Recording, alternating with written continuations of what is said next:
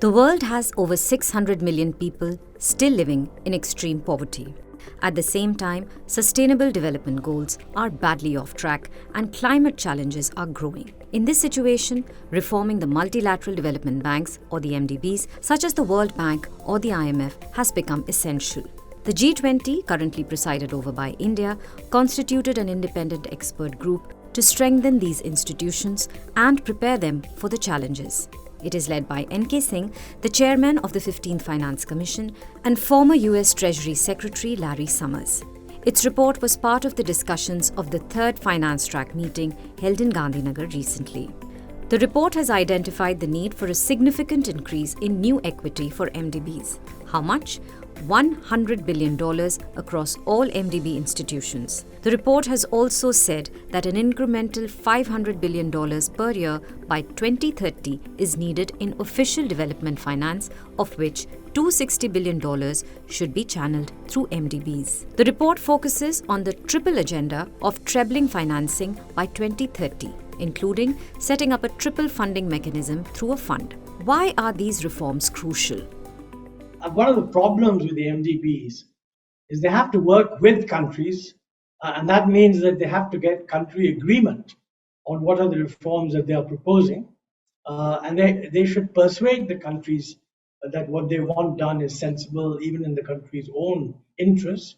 They may not be able to get 100% success, but if they get a reasonable amount of success and they're able to say that, look, this country is on the right track as far as managing climate change and so on is concerned, we want to do some lending. Now, in the past, the lending was largely to the government. Now they're talking about leveraging private investment. That is a new thing. And they have to come up with specific proposals. How are they going to help private investment? Who's going to choose which private investment you're going to help? Because, if it's MDB lending, the government of India has to approve each lending. But if you're lending to the private sector, is the government of India then in a position of approving a lending to a particular private sector rather than another? This becomes an issue, where differences can arise. So you need more detail on how is the World Bank going to manage this. By 2030, an additional spending of $3 trillion will be required to meet the Sustainable Development Goals. This means a 75% increase in health and education. $1.8 trillion is required for climate action, which would largely flow towards creating sustainable infrastructure. The expert group has also come up with a global challenges funding mechanism of $50 billion. This is to tap into a coalition of willing donors and non-sovereign investors. These banks also need to change their approach to partnering with the private sector.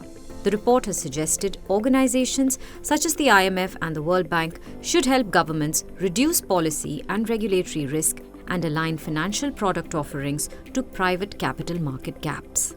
This expert group's recommendations were not part of the final chair summary issued at the end of the finance ministers and central bank governors meeting. What is the way forward for the implementation of these reforms? I don't put much weight on the fact that the chair summary didn't say anything more than taken note of. I mean, for the simple two reasons for that. One is this is only part one of the report, and the report says there's a second part which really talks about how MDBs should engage the private sector, which many of the G7 members are really very concerned about and interested in. So they would want to see those recommendations before they agree to taking any step.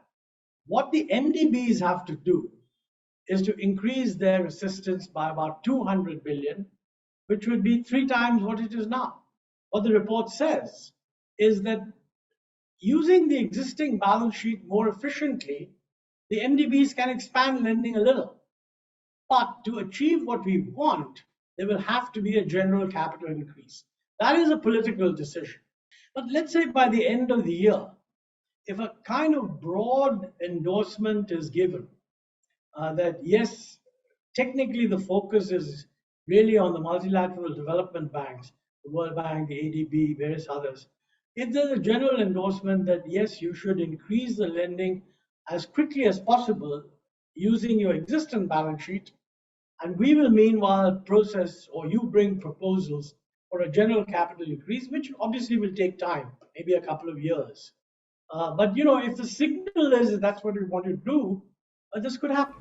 According to the report, even if implemented with maximum effectiveness, these measures will fall substantively short of what is needed. Therefore, the report says general capital increase should occur concurrently with implementing the G20 capital adequacy framework that could generate headroom to lend $80 billion more each year.